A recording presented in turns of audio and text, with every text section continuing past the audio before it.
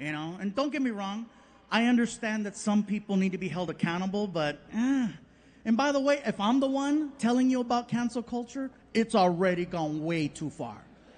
Because I pride myself in the fact that I'm not a comedian who's divisive. That's why I don't talk about politics, religion, or sports, okay? Because all three will divide people. That's why I talk about food. Because food brings people together.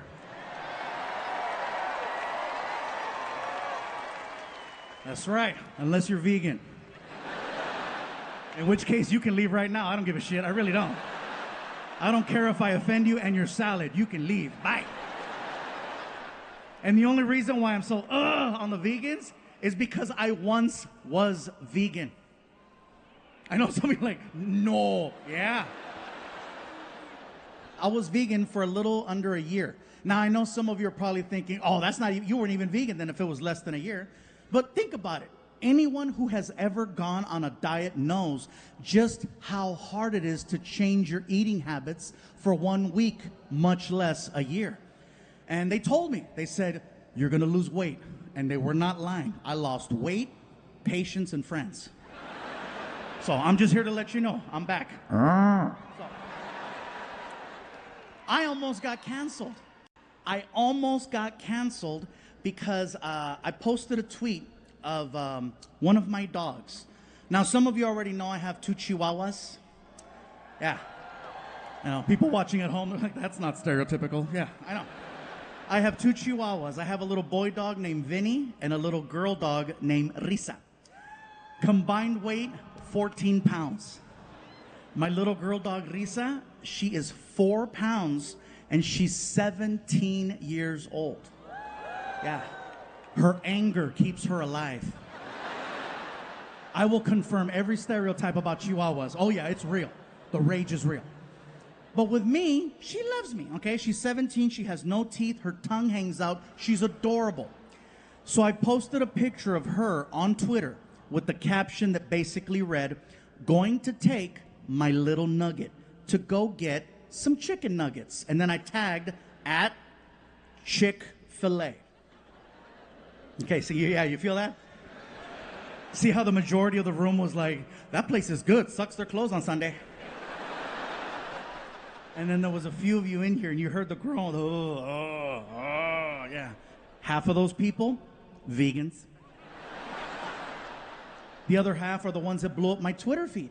My Twitter feed started getting flooded with nasty comments. You're stupid, you're horrible, how could you? We thought more of you. Really, Fluffy, you? And I don't know what they're talking about. The problem with cancel culture is they only attack, they don't educate, they don't explain. They just attack. And they expect you to know better or understand them, but they're not willing to play nice. So here's what happens. I'm asking questions, no one wants to answer. They're like, Fluffy, you're horrible, you're terrible. I'm like, what do you mean? They're like, really, Chick-fil-A? I'm like, I'm sorry, Popeyes was closed, I don't know what to tell you.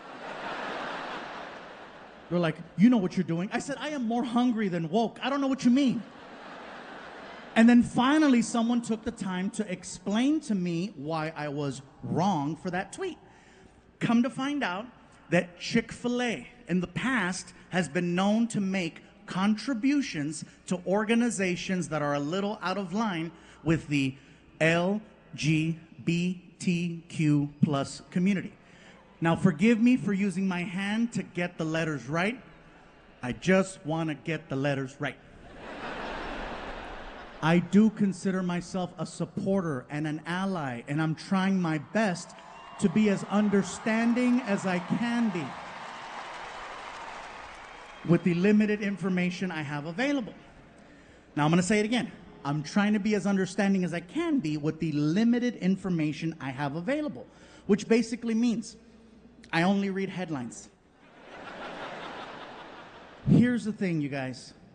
There are a million struggles in this world. Every single day, there are people trying to better their lives, trying to get to a goal, trying to achieve something to get them out of one place and into something better.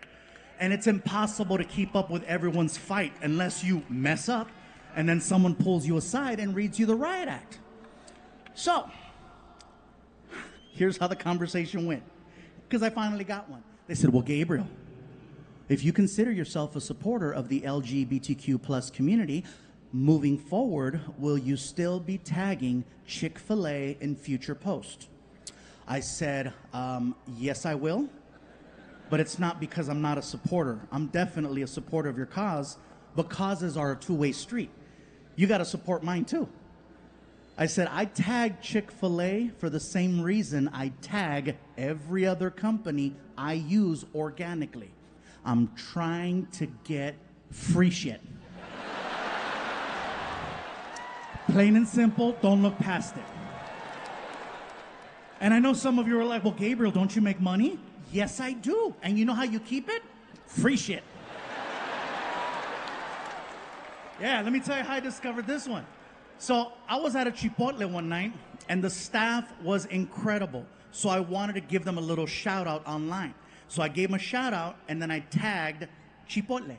Chipotle saw my tweet, and then they reached out to me to say thank you. And to show their appreciation, Chipotle mailed me a burrito card, good for 1 year's worth of unlimited Chipotle.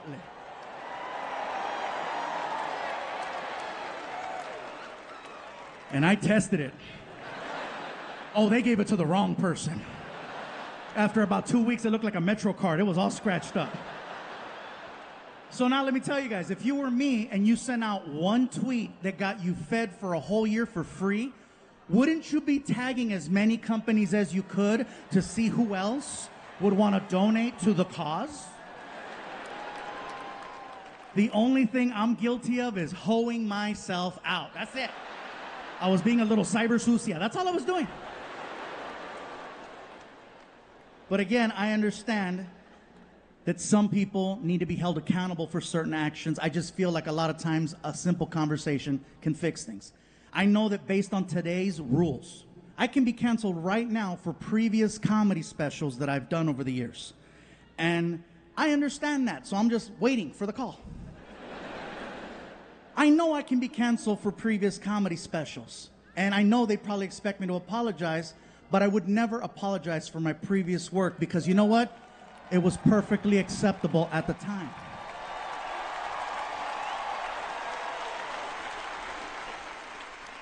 Clearly, there are things I would change now, but at the time, no, there's no way to go back and apologize for that when everything was okay.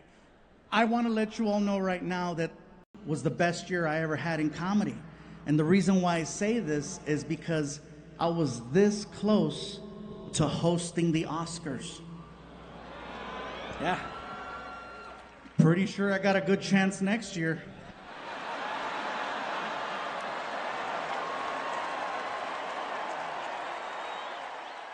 The year that I almost got to host, that was the year that Kevin Hart was supposed to host.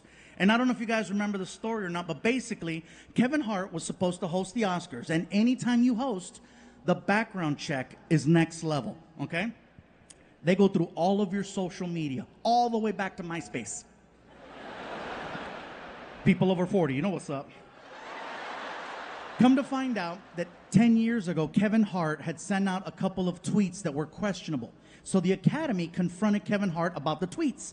And they said, Kevin, can you please explain? And Kevin was like, yes, I said those things. I acknowledged them 10 years ago, and I apologized 10 years ago. Can we move forward? And the Academy was like, well, good, Kevin, we're glad that you apologized because they've been brought to our attention again, and we need for this to go away. So we need you to apologize. And Kevin said, you can't make me apologize twice for the same thing 10 years apart. And they said, well, you have to, because if you don't, you cannot host the Oscars. And Kevin said, well, thank you, but no thank you. And he walked away from the job. I would have done the same thing in his position. Because by him apologizing, he gives more power to cancel culture, and we can't give him more. We got to take it back. So now the Academy was left with a problem, trying to find a suitable replacement for Kevin Hart, which is not an easy thing to do. So they reached out to a bunch of actors to see if there was interest, and everyone said the same thing. Thank you, but no thank you. We want no part of that Kevin Hart drama. No one wanted the job. Me, on the other hand, oh, I recognize a job opening when I see one. So I had my manager call the Academy, and the Academy was thrilled to hear from anyone. They were like, Gabriel Iglesias, yes, we know who he is. He's very funny, very witty. We think he would make a good host for the Oscars. Please have him submit some comedy material so we can see what the vibe of the night would be. And based on the material, we'll make our choice. So that's what I did. I sat down one night, got a pen, piece of paper, wrote out a bunch of jokes, and I turned them into the Oscars. And I think that's why they said no. It never made it to TV. So tonight,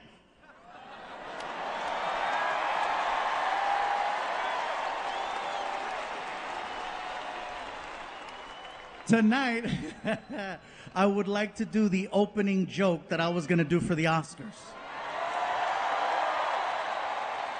And then you can decide what the vibe of the night would have been. All right, let me do the voice. Good evening, ladies and gentlemen, and welcome to the Academy Awards. Here's tonight's host, comedian funny man, Gabriel Iglesias. Thank you very much, ladies and gentlemen. Thank you. It is an honor. Thank you. Thank you.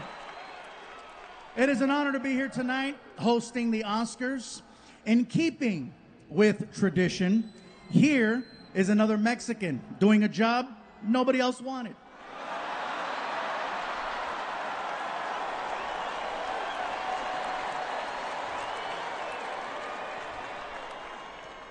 And they passed. They passed. Yeah. You know, and then getting back into the swing of things,